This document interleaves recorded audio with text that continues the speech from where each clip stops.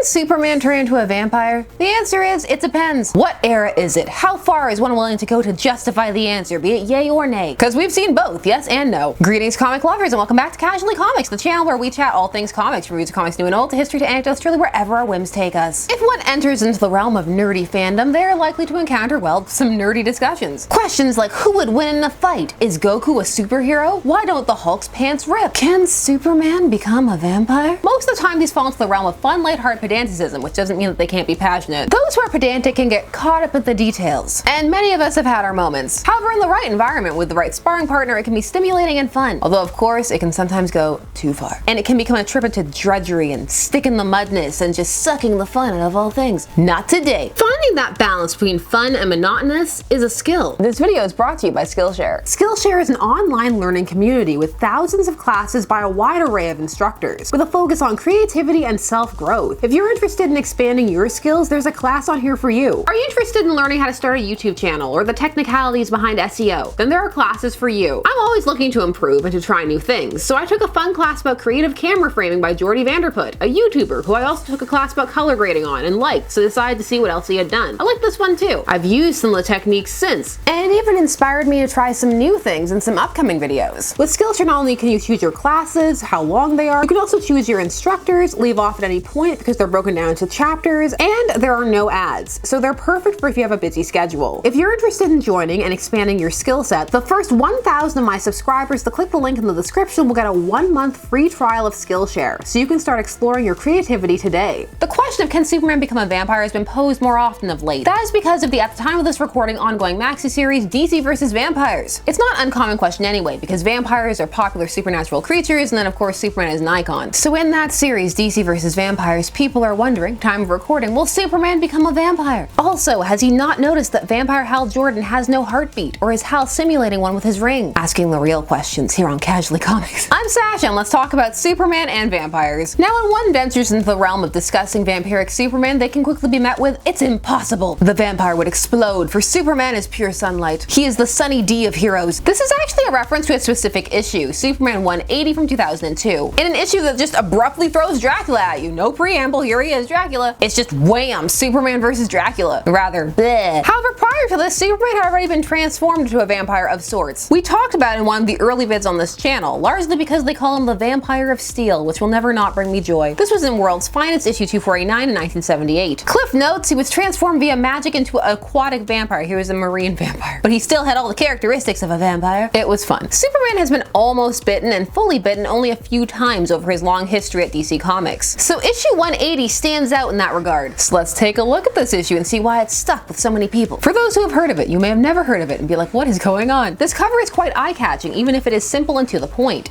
A clearly turned Superman with blood dripping from his mouth, a group of bats behind peeling off to the side. The promise of Superman versus Dracula. It's a very shut up and take my money cover. It does have that blockiness going on that was quite popular in the early 2000s art style. So if that is not your thing, it may not grab your attention. They were so blocky. The main colors are also muted, almost fully grayscale, while the red stands out. The whole comic is going to play with the usage of color. The House of Dracula. This comic is written by Jeff Loeb and Jeff Johns, with art by, you may already recognize it, Ian Churchill. He's come up on this channel before thanks to Supergirl. So get ready for cake. More than you can put in your mouth, and lots of luxurious folds and capes. Fabric. There's a special thanks on the opening page to Joss Whedon. This being 2002, this is very much a fanboying of Joss Whedon era. It's before a lot of his behind the scenes behavior was more well known or talked about, which is a bigger talking point in 2022. For example, this article was released while I was scripting, and I stopped and I read it and it was interesting. The thank you is there because of the beloved series Buffy. It's a fan favorite for many. Cliff Notes is a series about a teen girl who's also a vampire hunter. I know a bunch of you are like, I know Buffy, but not everybody knows Buffy. The vampires in the story will take some of their transformation design cues from that series, particularly the ridges upon the forehead. Lois, Clark, and Jimmy are here to interview Count Romanoff, somewhere in Eastern Europe. The summary you would assume would be pretty important given what the article is supposed to be about. It's supposed to be about how their borders are being threatened by General Zod. At this period in history, we're talking about Russian General Zod, who is actually someone named Zed, who gets energy from the Red Sun and who took on Zod's name after communicating with his soul from the Phantom Zone. He doesn't appear here at all, but I just wanted to tell you that. Now you know about Russian Zod. Now, Dracula does not want to kneel before Zod, so he's called Lois there to write an article, because that'll help. Welcome to my home. Ooh, I love your obviously evil family crest and matching bat cape flips. The castle is meant to be very dark, which is why most of it is grayed out and so the reds can pop. I have not spoken to the American press in quite some time.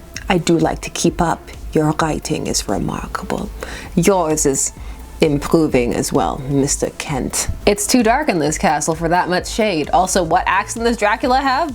Vampire. Jimmy is shown to his rooms by totally not one of Dracula's wives, Elizabeth. Dracula asks specifically for Lois for this interview, and as he bends to kiss her hand, we see his eyes glow red. I don't think their room is red enough. I demand more colorful opulence. Clark is suspicious because since that kiss, Lois's attitude has changed towards their host. Before, she was making fun of his cape and all of his affectations, but now she's into it and she thinks he's charming and loves the cape. Big pro cape. Well, she should be. I mean, she's with Clark. Okay, Lois marries Dracula when? That night, the lure of Dracula begins as he uses his vampiric magic to make sure her shirt somehow manages to stay up while falling down her shoulders. Truly, the power of vampires is awesome indeed. Like for real, pull that one side up. Then the front can still be open as they clearly desire, but I can believe that the bosom shouldn't be free and cold because of the placement of the shirt. Just make me believe. I want to believe. From what I remember, it was more like a dream. I'm being chased and wolves! A reporter's instinct only gets you so far when you're trying to bring down the president of the United States. So Lex was the president at that point, but that's just a very odd statement given what's going on in this issue. The darkened color scheme makes Superman's costume look very cool. As Superman takes on the wolves, Lois runs off, straight into Dracula. Lois, you have heard my call.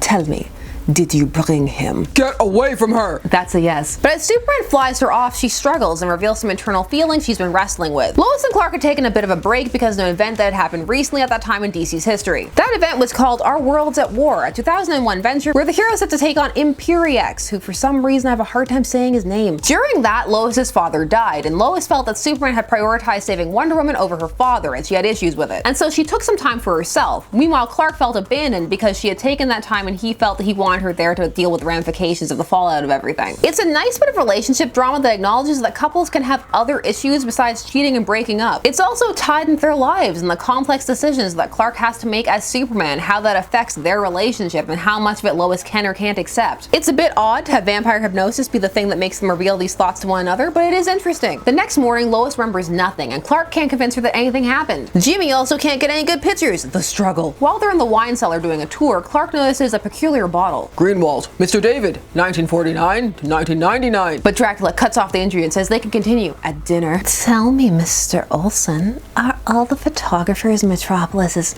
cute as you?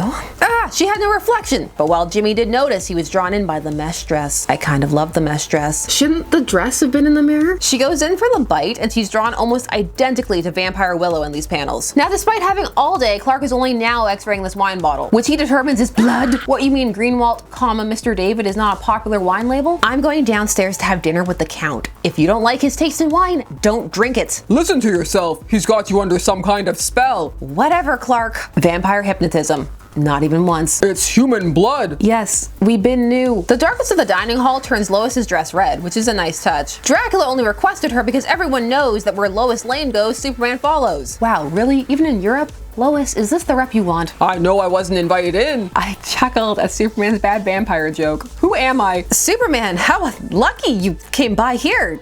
In Europe.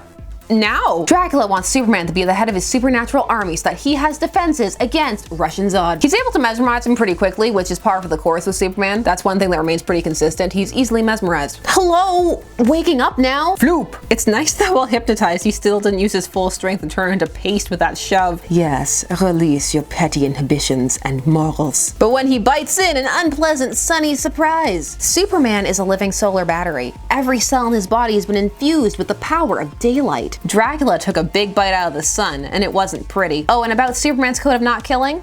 Doesn't really count when they're already dead. I mean, that's one way to look at it. I see you trying to fend off fans of the past, but if they're really motivated, they'll just flank you. Superman comes out of it, and Lois realizes that they have some things to discuss, but first, Jimmy. Terrified Jimmy. Look out, she's right behind me. Oh, Jimmy, the girl's just aggressive. How do you ever expect to find a good girlfriend if you're always running away from them? It's not nice to gaslight Jimmy like that. Clark, the Count's death wasn't your fault. I mean, not intentionally. And so we leave somewhere in Europe to see that Elizabeth and her supernatural horde still stand guard against Russian Zod. Next time, something completely different as Superman deals with Bizarro. That was a thing I read. This one seems to stand out for one thing because the art really sticks with you, and also this issue takes so much time out to explain why what is happening is happening. Superman is powered by the sun. So some feel yes, he would be like taking a bite out of the sun because he's storing that energy. How could you possibly counter this? Well, if you wanted to, there are ways. Here's one. There is a way to view it that humans sorta kinda low-key almost do this as well. It doesn't give us superpowers, but it gives us vitamins, regulates our biorhythms. So if you overthink the concept, which why not, we're already here. We eat plants which photosynthesize and store energy from the sun, so there is a bit of a middleman between us and storing the sun's energy, but in other ways we utilize it directly. By that logic, vampires should have trouble with human blood as well, or could for certain individuals. Though some argue that Clark would still have more because he's Kryptonian. He has Kryptonian blood, but one could also counter that his body is still processing it and releasing it, so the level should be relatively higher, but not sun level high. Some would take a well, it wouldn't be great for a vampire, but maybe it shouldn't kill them. Maybe it should slow them down. Like how in some lore, if a vampire drinks dead blood or poison blood or sick blood, it can affect them negatively. Oh, vampires, so many choices, so much fun. The it's not great, but they can survive it approach was taken by John Byrne when Superman was bitten in 2004. Here though, it wasn't because of the sun, it was because Clark was an alien, so he has fundamentally different blood.